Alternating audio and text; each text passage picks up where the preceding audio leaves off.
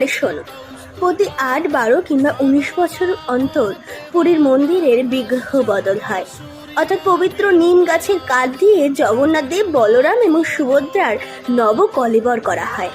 আর পুরনো মূর্তিটি কৈলির বৈকুণ্ঠের কাছে পুঁতে দেওয়া হয়। বিষয় হলো, জগন্নাথ দেবের নবকলেবরের জন্য যে নিম গাছটি নির্বাচন করা হলো, সেটি মন্দিরের কর্তৃপক্ষের নির্ধারিত এক কাঠুরিকে গোপনে ২১ দিন ধরে কাটতে হবে, কেউ জানতেও পারবে না।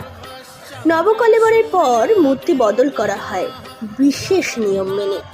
জগন্নাথ মন্দিরের প্রবীণ পুরোহিতের চোখ বেঁধে হাতে দস্তানা পরিয়ে মূর্তি বদল করা হয়।